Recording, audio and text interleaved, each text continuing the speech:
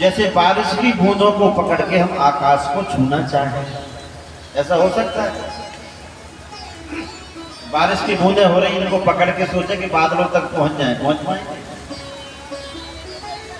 आइए, तो ठीक ऐसे ही है कि बिना भगवान के नाम के बिना हमें ना तो धर्म मिलेगा, ना अर्थ मिलेगा, ना काम और ना मोक्ष। परहित जीवन जासु जग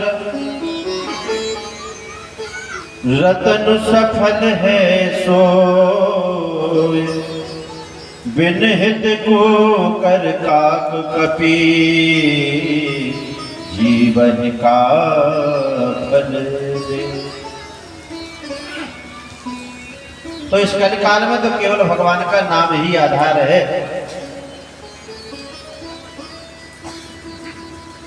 बिना भगवान के नाम के आधार के इस संसार सागर से ना तो हम उस पार जा सकते हैं, ना ही इस संसार में रहते हुए हमें चार पुरुषार्थों की प्राप्ति हो सकती है। कहूँ लगी नानो बड़ाई, लगी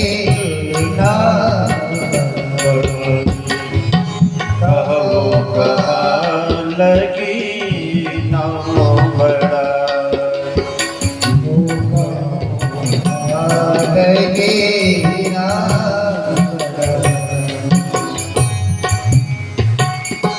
राम न सकाई नाम गुण गाई, राम न सकाई नाम गुण गाई, राम न सकाई नाम गुण गाई, राम न सकाई नाम गुण गाई, कहो कहा लगी नामो बड़ा।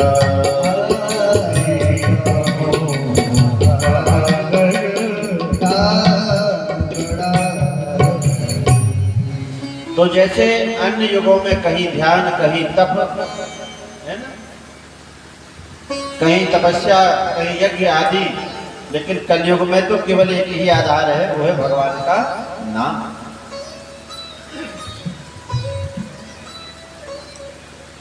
भागवत के प्रथम स्कंद में बड़ा ही दिव्य मंगलाचरण है। भागवत में स्कंद कितने हैं पाठक जी? कितने स्कंद हैं? आज तो परीक्षित ही परीक्षित है हमारे आसपास, और बरनी वाले कल कुछ बातें कह रही थी कि आगे नहीं बैठेंगे महाराज, तो पूछते हैं।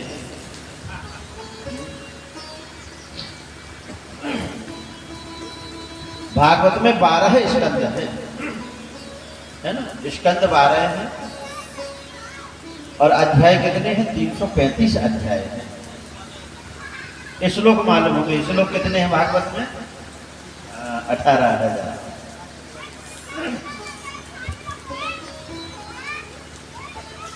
तो पहले स्कंद में आज हम पहला स्कंद प्रारंभ करने जा रहे हैं। कल हमने महात्मा सुना था 6 अध्याय केवल।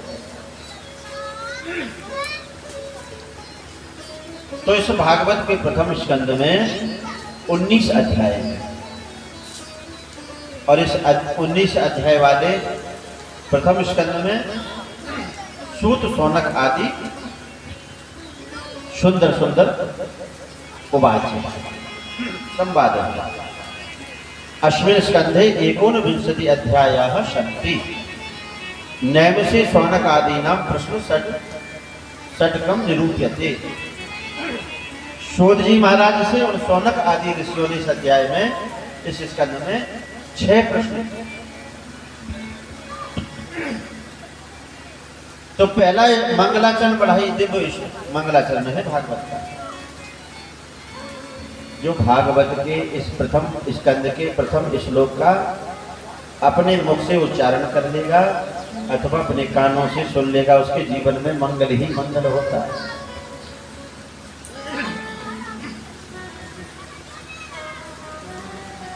नहीं तो देखा जाए तो इस संसार में 7 बार जो हम कहते हैं, 7 बारों में 3 बार ही नहीं।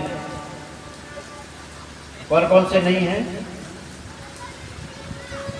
तुलसिया संसार में देखो नयन पसार, 7 दिवस में 3 नहीं, मंगल बुध इतवार। 7 बारों में 3 नहीं है, ना तो मंगल है इस कलिकाल में, ना बुध है, ना इतवार। मंगल का अर्थ है चारों तरफ मंगल। कहां दिखाई देते हैं? अच्छा काम कहीं हो तो उसका बुरा करने के लिए बहुत लोग आगे हो जाएंगे, और बुरा करने के लिए साथी जल्दी मिल जाते हैं। चिंता मत कर, हमारी पहुंच बहुत दूर तक है। अच्छा कार्य करने के लिए, मंगल कार्य करने के लिए अनेक लोग हैं जो विघ्न बाधाएं पहुंचाते हैं, लेकिन बुरे कार्य के लिए सब लोग सहयोग देते हैं। तो मंगल कहाँ है? ना तो हमारे घर में मंगल है, ना जीवन में मंगल है, और ना ही समाज में मंगल देखना चाहते हैं। नहीं तो देखा जाए, एक ही परिवार के लोग, एक ही गांव के लोग, एक ही देश के लोग, जब हम एक ही पिता की संतानें हैं, तो फिर ईर्ष्या द्वेष करे भी तो किससे? अपनों से तो कर रहे। और अपने को नीचा दिखा करके भी अगर हम अपने आप को श्रेष्ठ बनाएं, तो हम श्रेष्ठ बना किसके लिए रहे? श्रेष्ठ अपने आप को किस लिए बनना चाह रहे हैं? गीता में अर्जुन ने भगवान से यही तो कहा, प्रभु आप जब कह रहे हैं कि हमें युद्ध करना है, तो मैं युद्ध करूं तो किसके साथ करूं? कहीं मेरे भाई है, कहीं मेरे पितामह हैं, कहीं मेरे चाचा है, कहीं मेरे ताऊ हैं, कहीं मेरे गुरुजन हैं। तो ये बताओ, क्या मैं इनसे युद्ध करके करना क्या चाहता हूं? मैं क्यों करूं इनसे युद्ध? और हाँ, अगर कोई और हो लड़ने वाला तो उस युद्ध को जीत करके, उस जीत की खुशी में किससे कहता? अपनों से कहता, गुरु जी से कहता, चाचा ताऊ से कहता। लेकिन चाचा ताऊ को मार करके जब मैं विजयी हो जाऊंगा प्रभु, तो ये बताओ कि मैं किससे जाके कहूंगा कि मैं जीत गया?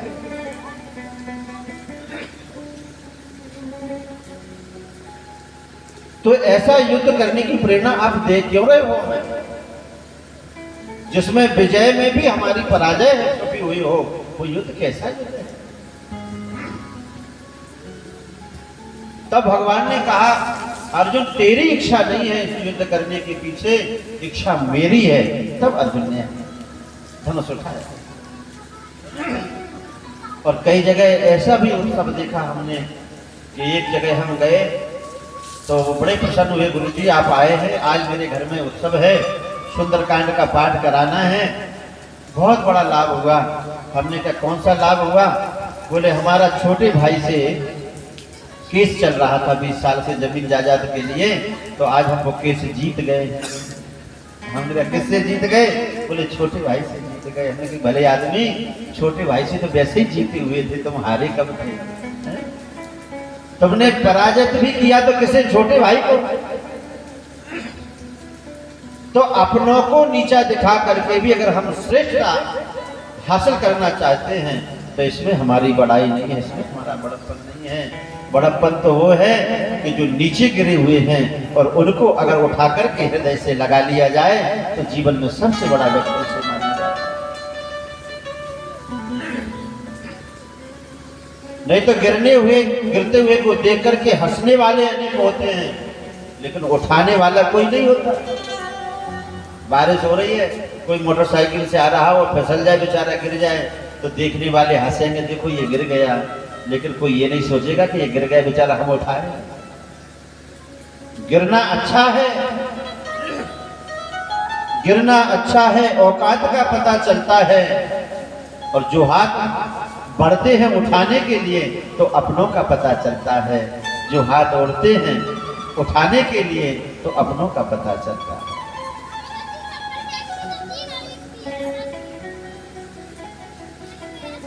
इस मंगल आचरण को करके कहना हम ये चाह रहे हैं, ना तो मंगल रहा, एक दूसरे के प्रति विश्वास भी नहीं है,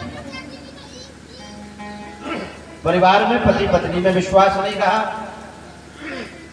पिता पुत्र में विश्वास नहीं रहा,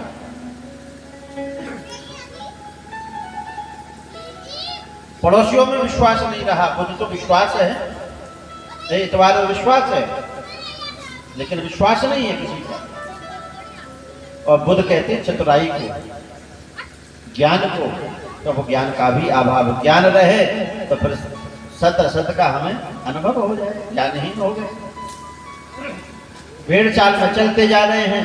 उन्होंने ऐसा किया था तो ऐसा हम करेंगे, पर उसके पीछे कारण का पता ही नहीं कि उन्होंने क्यों किया।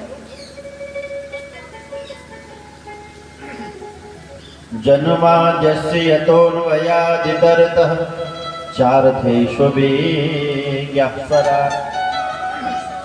तेने ब्रह्महृदाय आदिकवये मुह्यन्ति यस्सूरया तेजो वारिमृदां यथा विनिमयो यत्र त्रिसर्गो मृषा भावना स्वेन सदा निरस्तकुहकं सत्यं परं धीमहि।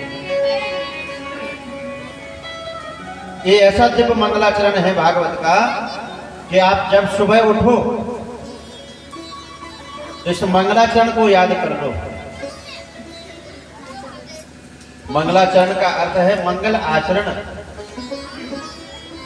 जब प्रातःकाल उठो तो सबसे पहले बिस्तर पर बैठे बैठे वो तो करना ही है, हाथों में लक्ष्मी जी का दर्शन करना, सरस्वती का दर्शन करना, भगवान का दर्शन करना, ये तो है ही।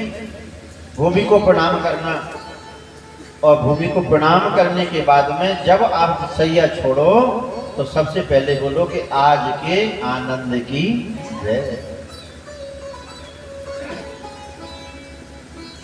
सबसे पहले जब आंख खोलो तो बोलो आज के आनंद की जय। अब देखना करके आप, जब आपकी सुबह है, आनंद कौन है? भगवान, जो आनंद सिंधु सुगरा से है। तो भगवान को प्रणाम कर रहे हैं इसमें कि हे प्रभु आनंद स्वरूप, आज का दिन आज आपने फिर पुनः मुझे अवसर दिया है, इसलिए आपको मैं प्रणाम कर रहा हूं। आपकी जय। तो आप आज के आनंद की जय बोल करके सैया त्यागोगे तो वो पूरा दिन मंगलमय व्यतीत होगा। और सबसे पहले आंखें खुली और फिर वहीं से बोल रहे हैं रजाई में छुपे छुपे, क्यों सुनो चाय बन गई क्या? तो समझ लो कि अब आज का दिन आपका हाय हाय करते ही बीतेगा। मंगल आचरण है। इस श्लोक की बड़ी सुंदर व्याख्या है, अगर हम सुने इस श्लोक की व्याख्या कितनी प्यारी है। किसको प्रणाम कर रहे हैं यहाँ? सत्य स्वरूप भगवान को। ये नहीं कहा कि राम परम धीमहि, ये नहीं कहा देवी परम धीमहि। ना तो देवी का नाम लिया, ना राम का लिया, ना शिव जी का लिया, ना हनुमान जी का लिया। किसका लिया? सत्य का। अगर एक का नाम ले लेते ना तो हनुमान जी की चेला कहते हैं भागवत हमारी है। राम जी का नाम ले लेते तो राम जी के जितने रामानुजी हैं वो कहते राम जी तो हमारे। कृष्ण का भी नाम नहीं लिया क्योंकि वृंदावन वाले कहते भागवत हमारे। भाई लोगों को तो बांटने की स्वभाव है ना। तो वेद व्यास जी ने बड़ा सुंदर मंगलाचरण किया सत्य का, कि बोले भागवत किसकी है? बोले जो भगवान को माने भागवत उसकी है। सत्य परम धीमहि।